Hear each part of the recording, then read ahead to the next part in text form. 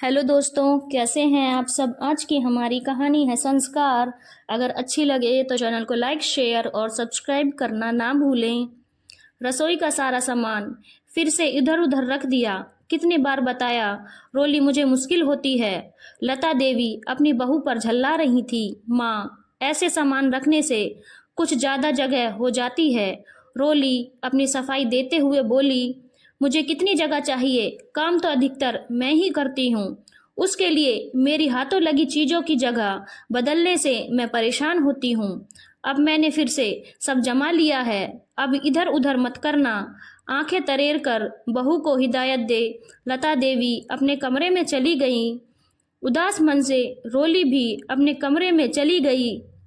हर दिन का यही बवाल था। जरा सी कोई चीज इधर से उधर की नहीं कि लता देवी बिफर बिफर पड़ती। रोली के भी अरमान थे घर को सजाने के। 1 साल हो गया शादी को, पर सास उसके साथ 1 मिनट को नहीं निभाती। उसकी जिंदगी एक बेडरूम तक ही सीमित रह गई थी। तीज त्योहार पर भी सब कुछ लता देवी के अनुसार ही होता। कहीं बाहर जाने से पहले उनसे आज्ञा लेनी पड़ती। अपनी इच्छा से नए पकवान बनाने पर वो अक्सर आनाकानी करती। मम्मी पापा से मिलने के लिए जाने से पहले बताना पड़ता, क्योंकि उन्हें शक रहता कि कहीं रोली को उसकी माँ कुछ सिखा न दे। इस तरह घर में लता देवी का एक छत्र राज था। उन्हें कुछ समझने और समझाने की जरूरत महसूस ही नहीं होती थी। रोली के मन में एक अजीब सी उदासी छाई रहती। कई बार नौकरी करने की इच्छा जाहिर की, जिसे नितिन ने ही मना किया।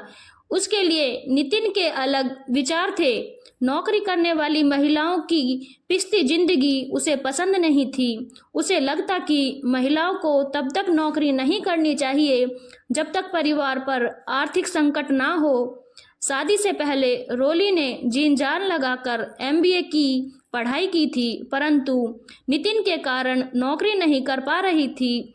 रोली ने समय बिताने का तरीका ढूंढा और चुपचाप ऑनलाइन वर्क फ्रॉम होम करने लगी। सोचा कुछ दिन बाद नितिन को समझा लेगी। 10 दिन ही हुए काम करते कि लता देवी ने फिर बवाल खड़ा कर दिया। सारा दिन लैपटॉप पर क्या करती रहती है, कमरे से बाहर ही नहीं निकलती। हमें तो इसकी कोई बात समझ ही नहीं आती। लता देवी बेटे नितिन को बताने लगी। रोली ने बताया कि सारा दिन खाली बैठे मन नहीं लगता, इसीलिए घर से ही किसी ऑफिस में काम करने लगी हूँ। घर के सारे काम मैं करूँ और ये महारानी ऑफिस चलाए। लता देवी हाय तौबा मचाने लगी। बेटा नितिन बहुत परेशान हो गया, माँ को भी कुछ बोल नहीं पाया। रोली ने कुछ गलत नहीं किया, इसलिए उसे भी कुछ नहीं कहा। चक्की के 2 पाटों के बीच उसकी जिंदगी पिस रही थी। पिताजी घर में बैठे रहते माँ को कभी नहीं समझा पाते। समझाते भी कैसे, उनमें इतनी हिम्मत ही नहीं थी।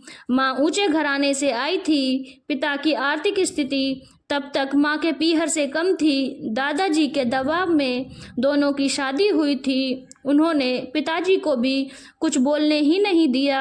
साधारण सी दिखने वाली महिला इतनी तेज तर्रार होगी, पिताजी ने भी नहीं सोचा था। अब उनके पास मूक बने रहने के सिवाय कोई चारा नहीं था। दिन रात की किचकिच से बचने का उपाय सोचता रहता। आखिर शांति से जीने के लिए उसने अलग फ्लैट किराए पर ले ही लिया और माता पिता को बताया कि वो अलग रहेगा। फिर से घर में बवाल मच गया। आखिर इस लड़की ने मेरा बेटा मुझसे अलग कर ही दिया। ऐसी गैर संस्कारी लड़की हमें ही मिलनी थी। लता माथा पीटने लगी। पिताजी सब समझ तो रहे थे कि बेटा रोज रोज की बातों को नहीं सह पा रहा, लता के व्यवहार से परेशान हो गया है। पता नहीं क्या सोचकर वह बोले, तुम जाना चाहते हो तो जाओ, पर मुझसे पैसों की उम्मीद मत करना, हम अकेले रह लेंगे, जाओ अपनी गृहस्थी बसाओ। पिताजी की आवाज में लाचारगी व झुंझलाहट थी। रोली हैरान हो सोचने लगी, कैसे दोहरे विचार हैं इन लोगों के।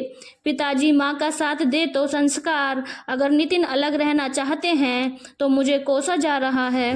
धन्यवाद दोस्तों। अगर आपको कहानी अच्छी लगी हो तो चैनल को लाइक, शेयर और सब्सक्राइब करना ना भूलें।